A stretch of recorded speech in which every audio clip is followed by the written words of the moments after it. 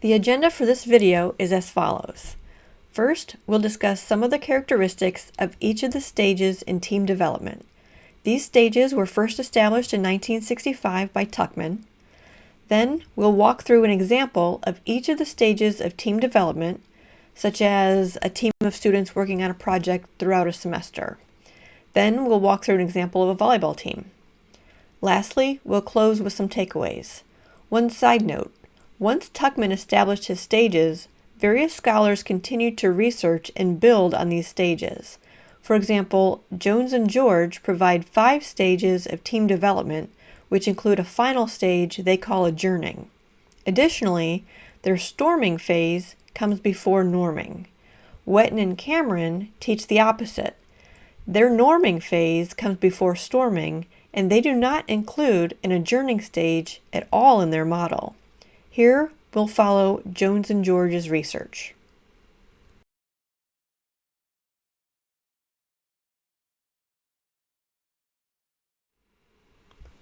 Forming. This is the first stage of team development.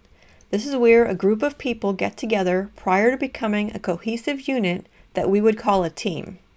Most people ask questions at this time, such as, who are these people? What's going to happen next? What is the end goal here? It's usually the quietest stage because people are often looking for someone else to say something first. There's some self-conscious element that exists along with a mild sense of discomfort. This group can't really become a team until they understand the end goal, what the boundaries and rules are, as well as who they are working with one another. To manage a group of people out of this stage, create an icebreaker activity to help orient team members. This is where relationships should start to build among group members, but also with the leader. Managers should make an effort to make each person a valued part of this group, and additionally, the clear purpose of the group should be established, as well as the norms and expectations. In general, this is a brief stage.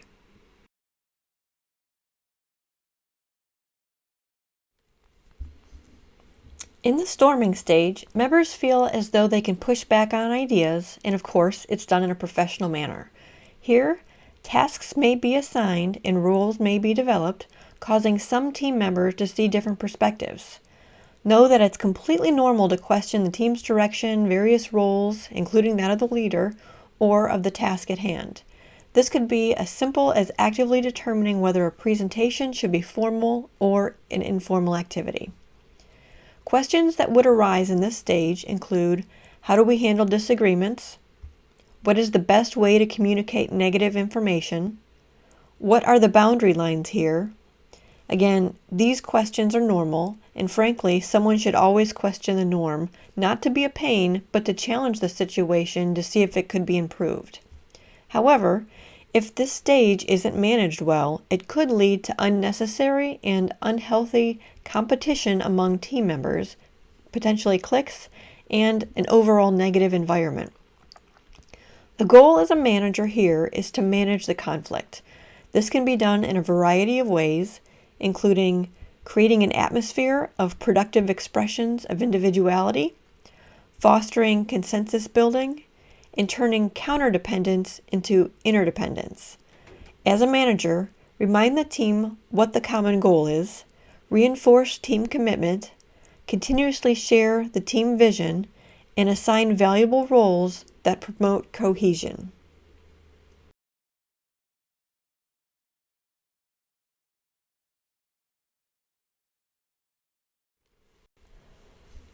In the norming stage, the team culture is built. Here, the little things are established. Does the team meeting actually start at the exact minute, or is there always a grace period for people to filter in?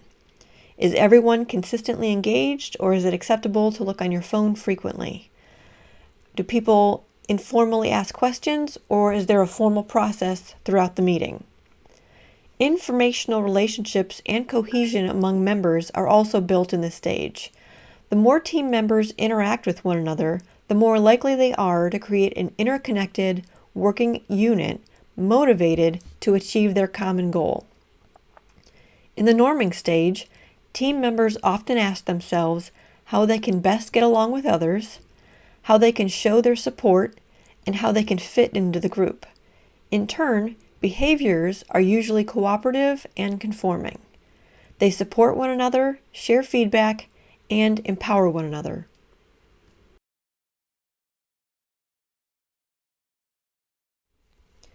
The performing stage. This is where the cohesive team shines. This team has worked through its previous stages of development and shares a mutual trust for one another. They have a strong team commitment and an outcome they are proud to deliver. In this stage, common questions that team members would ask include, how can we help one another thrive? What can we do to continuously improve? How can we build on what we established? Asking these questions aren't necessarily considered a negative, but could be categorized as positive deviance. Once a team establishes this phase, they often perform better than the norm. The end goal is the team outcome or performance, rather than individual performances.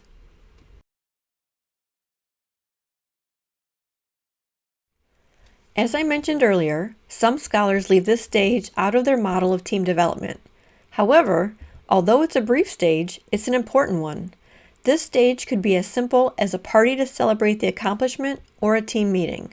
Regardless, what would be ideal is for the following to occur: a thank you from the manager for what each team member contributed, an acknowledgement or celebration of the accomplishment as a team, a discussion on lessons learned so future scenarios are implemented with ease, and an opportunity to stay connected, whether this is an informal group that's established on social media or a lunch once a month. I think this is important because you don't want to walk away from a big accomplishment after working closely with a group of people and go, that's it? There should be some formal closure, and creating this one-time gathering will help confirm your role but allow the team to stay connected as each member pleases. The next slide walks you through the various stages from a business perspective, or you could view it from a group of students who come together to perform a project for a semester.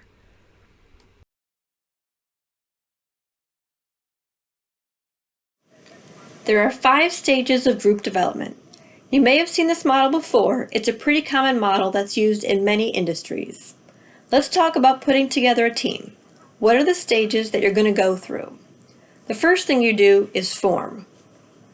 Whether you say, I need you to pick teams individually, or you assign teams, they're forming. Then there's going to be some kind of orientation or icebreaker. Hi, my name is so-and-so. This is what I'm here for. This is what I bring to the table, or whatever that looks like. The supervisor should lead that discussion. Then the members are going to be charged with some kind of responsibility, and they're going to go through storming. That's where there's some kind of conflict or disagreement. It's not necessarily bad. They're just figuring out how one another works. If they need to come up with a presentation, are they going to do it traditionally? Are they going to play a game? Are they going to have a larger discussion? And that's actually how they storm. When they norm, stage 3, they come together and they say, okay, we've identified what we're going to do and how we're going to do it. Then they come up with roles and establish expectations. What helps is when you meet regularly and everyone knows the culture of the team. Then when you perform, that's actually when you put on the presentation. You might have a leader that introduces the group, but ultimately, that's what you're there for. Then you adjourn. The task is complete, the presentations are over, and usually that's the end of the group.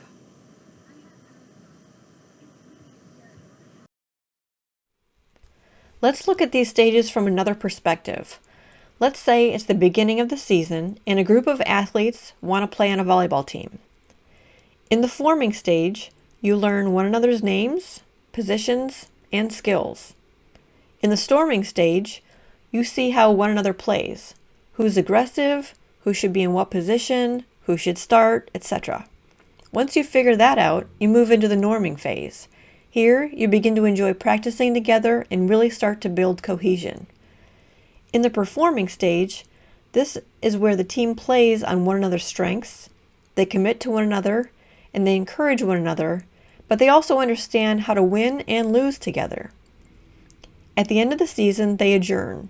Oftentimes, there's an award ceremony and talk about the next season.